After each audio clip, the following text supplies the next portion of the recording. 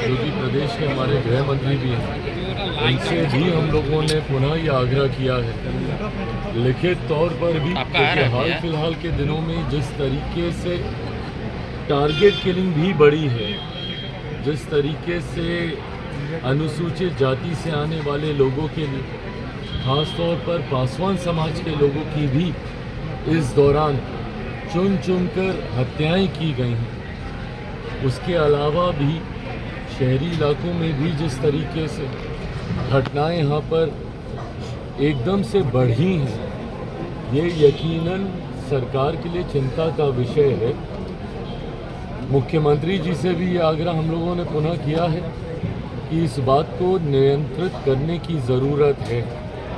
कौन ऐसे असामाजिक तत्व हैं जो कि चुनावी वर्ष, और मैं मानता हूं कि कहीं ना कहीं इसके पीछे राजनीतिक दृष्टि भी है, ऐसे असामाजिक तत्व जो कि चुनावी वर्ष होने की वजह से सरकार और सरकार की छवि को खराब करने की सोच के साथ इस तरीके की घटनाओं को अंजाम दे रहे हैं, उन लोगों को चिन्हित करके कड़ी से कड़ी सज़ा दी जाए। हम लोगों ने भी स्थानीय प्रशासन अलग अलग ज़िलों में जहाँ जहाँ पर भी इस तरीके की घटनाएं हो रही हैं, वहाँ पर एसपी हो, स्थानीय प्रशासन के लोग हों, उनसे बात करके तुरंत ऐसे लोगों को चिन्हित कर कड़ी कार्रवाई करने की हम लोगों ने भी बात किया है।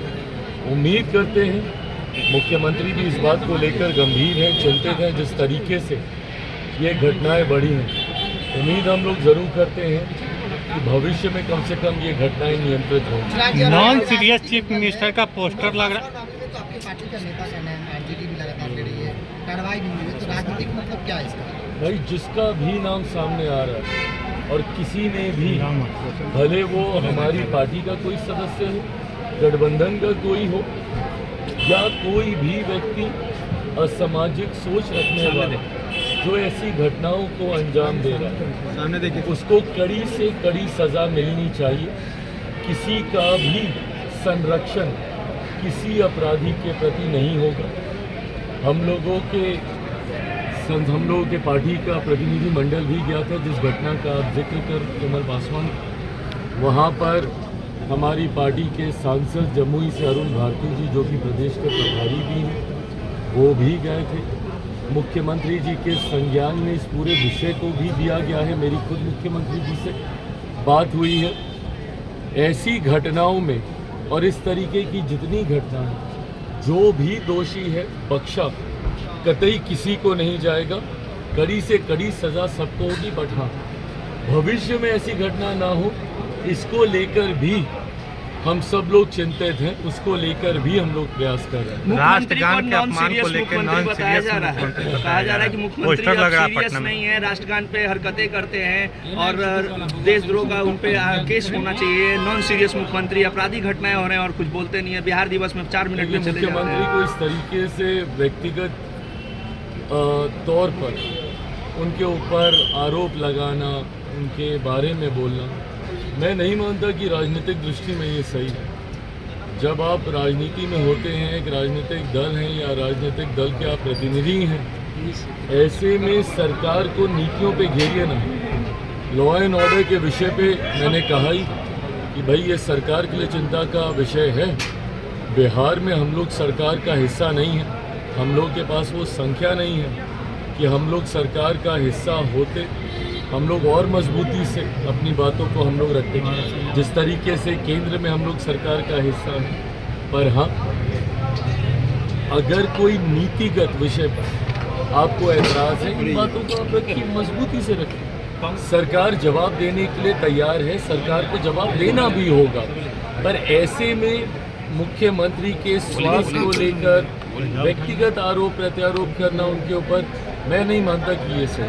दावते इफ्तार का आयोजन आपने किया है और सारे मुस्लिम संगठनों ने आपका और सीएम नीतीश के दावते इफ्तार का बाइकआउट किया है। देखिए, मैं मदनी साहब का बहुत सम्मान करता हूँ, आदर करता हूँ, उनसे पुराने संबंध हम लोगों के रहे हैं। ऐसे में मैं जानता हूँ कि उनकी अपनी चिंताएं हैं, जिसको लेकर उन्होंने इस तरीके का फैसला लिया है।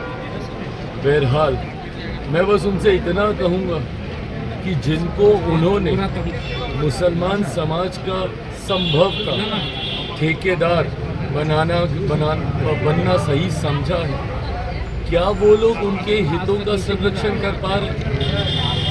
आप भले हमारे इफ्तार में मुस्लिम संगठनों को आप कहें कि भाई ना जाए, मुख्यमंत्री जी के इफ्तार में आप कहें कि वो ना जाए, चंद्रबाबू नायडू जी के इफ्तार में उनको कहें कि वो ना जाए, पर जो लोग राजद के इफ्तार में जा रहे हैं, बताएं कि इन लोगों ने क्या किया है मुसलमानों के लिए। इन लोगों से भी तो सवाल जवाब किए जाने चाहिए ना, जो अपने आप को सो कॉल्ड मुसलमानों का ठेकेदार समझते हैं, उनके हितों के संरक्षण करने वाला समझते हैं। पूछा तो इनसे भी जाना चाहिए कि लंबे समय से सत्ता का हिस्सा ये लोग रहे, क्या मुसलमानों की स्थिति में सुधार आ गया? लंबे समय से राजद जैसी पार्टियां, सपा जैसी पार्टियां जो अपने अपने राज्यों में सत्ता में रही, क्या किया इन लोगों ने मुसलमानों के लिए? अगर मैं अपनी बात करूं, मेरे नेता, मेरे पिता आदरणीय रामविलास पासवान जी ने तो अपनी पार्टी तक को समाप्त कर दिया था, मुसलमान को मुख्यमंत्री बनाने की सोच को सामने रखने को लेकर। क्या किया था उस वक्त राजद जैसी पार्टियों ने? बहरहाल मैं मदनी साहब का आदर करता हूं और उन्होंने ये कहा है मेरे सराखों पर उनको भी कम से कम इन बातों को देखना चाहिए कि जिन लोगों को आप अपना हितैषी समझते हैं, मौका आने पर वो क्या करते हैं आपके लिए।